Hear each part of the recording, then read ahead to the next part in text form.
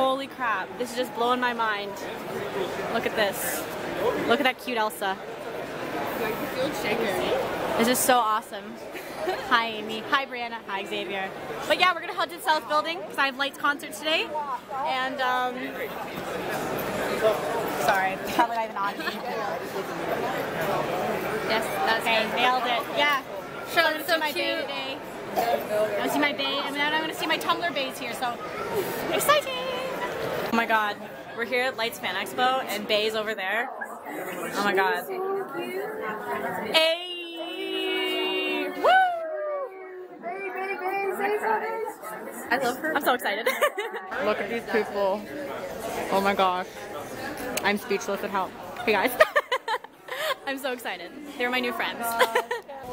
Loaded question. I don't know, a lot of things have happened to me in the last few years, you know, and things that kind of change your perspective on life and the things that you take away from life. Like, you know, back when I wrote The Listening back in 2008, 2009, I had different things to be worried about. And now that I've, you know, toured a bunch, it makes life so different. Your perspective is a little bit different and a little bit more fearless. And I think that I was just kind of wanting to really enjoy life. And that's what the record's about. It's just like, put everything aside and just enjoy, because that's what life's all about, you know, and just being really positive and using a lot of like hard synths and heavy bass tones and kind of whole band in there, and trying to get that like live sound, you know, because I really had a fun time on tour doing live shows and trying to infuse that in the record. So hopefully you did that. What you got? I was wondering what the album artwork is, because to me, I feel like I see an abstract view in there. Yeah, that's Lights. What are you talking about? That's her. Well, I mean, I know what I meant for it, but I kind of created it to be kind of like a Rorschach test where like you can see what you want to see in it. So see me in it. Picture. You know how you have a gear on your face there? That's what I it, see for there. sure. So Yeah. I don't know if that was what you were trying to get to. Well, that's certainly like, it's part of the inspiration behind it. But I think largely the inspiration behind the symbol, which was really sort of intentional. I wanted to have something going into this that wouldn't just represent this record, but could represent all that I am, because I don't just make music and then go home and like be somebody else. Like my music is everything that I am, it's everything that I do, and I share it with you guys, and we're kind of all in it together, you know, so I'm able to wear it too, and it like, it makes me feel like it's a lifestyle. It's not just, this is a record, and this is the symbol representing an artist, you know, this is it, this is what I'm all about, so yeah, it represents this whole era. I don't like the early part that we come out with the acoustic version. Oh, I don't know. Maybe like a pan flute version of this thing. I'll get creative and throw a curveball into it. That'd be good, right? That would be awesome. What's I'm yours? just wondering, have you spec'd out for a single? We released Up We Go, which is the third track on the album, and it just kind of hit out. Who was it? My dad. Your dad? My dad's name is Michael Connolly. Oh, okay. Wait. I feel like I recognize that name. Who's Michael Connolly? He works for Much Music Time. Oh, Michael Connolly. Yeah. I'm glad he likes it. That's so cool. I made him listen to that song and he loves it. Yes, that's the thing. You gotta like make sure people hear it and force them to like it. That's so cool. And yeah, we just put that one out, and there's actually a video coming out for it very soon, actually, right? Like super soon. Oh my God. Probably next week. And we like it's a really insane video. We spent 14 hours working on it for like a 2-minute 56-second video. So it'll be good. That was done. Did you have a personal favorite song on this album? You know, it's kind of funny, like when I was listening to the headphones back there while you guys were listening to everything, I was really proud that there wasn't any song that made me uncomfortable that, you know, people are listening to. Not that anyone should ever release anything like that, but I just thought, I'm so excited to be sharing every single one of these songs with these people in this room right now. And I think that's a really good place to be. So I don't know if I can pick a favorite. Everything's really, I'm really proud of it all. And I don't know, the choral's a special one because it's so different from a lot of the stuff I've done. It's one chord. It's poetry, basically. There's no chorus. It's a different kind of format than most songs. And there's like baby belly drumming, which is the beat in it. So there's a lot of really creative there. A lot of cool things happen to that song. So it is a very special song. And I wrote, you know, a few of the songs. I went on this trip to the Earth ships out in New Mexico. It's this like off the grid compound where you're like living carbon zero, and it was really inspiring. And you 3 songs from the end of the song called Meteorites. That was another one that was written there, which is special because that night I was very inspired and I wrote that song, and then I went to these hot springs like in the middle of nowhere and saw meteorites, and it was great. It's a cool moment, you know you're in the right place at the right time. So it's a couple special ones, but everything else, everything I'm really proud of. What's the meaning behind Little Machine? That's another one of those things that you can take what you want from it. I mean, I know what I got from it. It's actually a lyric from Running with the Boys, which is the 2nd track on the album. It's like, we were kind of hero, little machine. Yeah. Wicked little machine. Which, in that song, is about being young and being that sort of like naive perspective on life where you don't know too much about life to the point where life is frustrating for you, you know? Yeah. You are kind of innocent and you just think everything's amazing and you have a blast. Like back when I first started playing music and it was like, oh my goodness, I know nothing, this is so incredible. A lot of songs on the record are kind of like that throwback nostalgia thing where like you're a little kid again and you just feel so excited about everything and so ignited about life.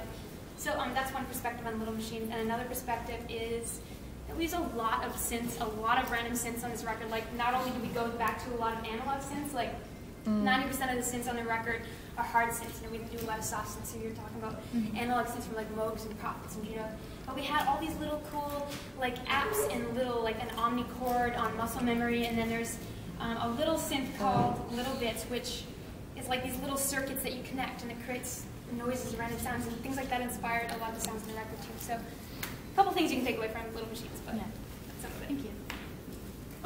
You talking about like the old sounds, like the older electronic kind of sounds, the analog kind of stuff. Did you do that on purpose? I mean, you said that the sound was more like a simple and taking your perspective on life, and it's more of a simple perspective on life. And Yeah. kind of where the analog comes from, it's kind of a throwback to your childhood when you used to use those sounds and stuff. Well, I think one of the things is that it is about making sure the part itself is really good so that the sounds don't have to be elaborate and crazy. They can be really simple and straightforward, but as long as the parts are good and the sound itself is amazing, you don't have to use a million different sounds to make it sound good. It's like one great sound and great part is better than 20 soft synths working together trying to make the same effect, you know? So yeah, that was definitely part of it. And yeah, just trying to really just enjoy the process of making it. So I had my band in and we were just kind of like, you know, jamming stuff.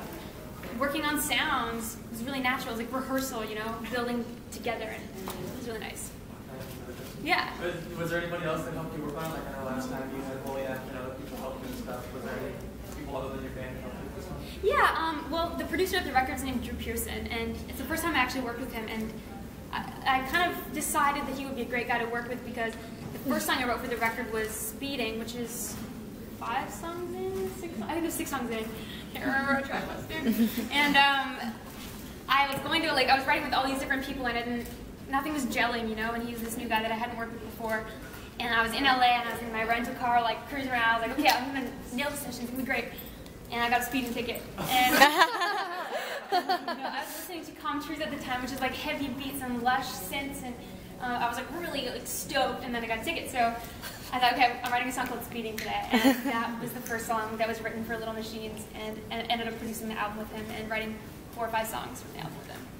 So yeah, a couple other people. Do you have a favorite song that you have ever made? Man, that's a hard question. There's a lot of stuff I'm proud of and really enjoy for different reasons. Like, I don't know, this one, Speeding, is one of my favorite. It does remind me of a really good experience getting a ticket on the highway. It was really fun, and I felt very free. You know, and songs like Portal or Don't Go Home Without Me are really close to my heart in terms of the things that it talks about. Don't Go Home Without Me is the last track on the record. One song in general from my whole body of work that I really love and love playing, I can say, is Flux and Flow. From Separate. Yeah. I was just wondering, do you prefer to pinpoint one place to record your music, or are you more of like whatever it inspires you? I think it's more like that, like kind of. I'm never in one place at once, like all the time. I'm always moving around and on tour here and there, so you can't get too comfortable in one place because that just doesn't work out, you know. So you learn to kind of take inspiration with you, and it's all about what you capture when you think of it. Like, I'll wake up in the middle of the night, record something on my phone. Or like the other day, I was going to the mall to pick up some stuff, and like I had an idea, and I was with my sister, and I'm like, snuck into my phone some ideas. So it's wherever it comes, and then you listen to it later and make something out of it, you know. We have time for just one more question, and then we're going to start. Is there anyone left? It's kind of off the record, but what's your favorite breakfast? What do you mean off the record? This is so important. Literally, this is very embarrassing, but I have the same thing for breakfast every morning, and it's like cashew lean crunch with plain yogurt and a banana, and it's the best thing ever. It's great. It's really boring. I wish I could say something cooler, like waffles. What we're going to do is we're just going to do it row by row, but there's a couple of you that have other appointments that talk to me, so we'll sneak in before you have to go. But, which wants to go first? I'll start with like you guys right here. Okay. And then we'll do the photo first. Yep. And then come over, grab your poster and sign it, and then you can see Steph. And if anybody needs help taking a photo, just let us know and we'll hop in. Okay. Cool. Awesome. Okay. Precautions. The mysterious black briefcase. Yeah. Cheers. Dun dun. It's good. There you go. I heard the distinct sound. Yeah.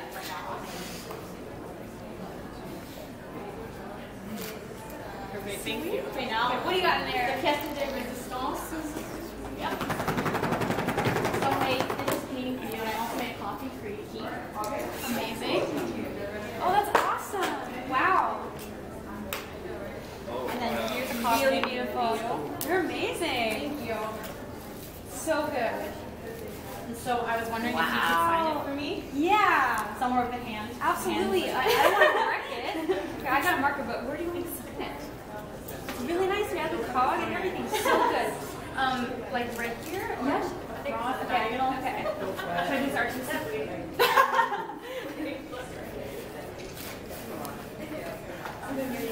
That looks so good. You're amazing. You're welcome. I got those for you. Thank you so much. So you can take it home.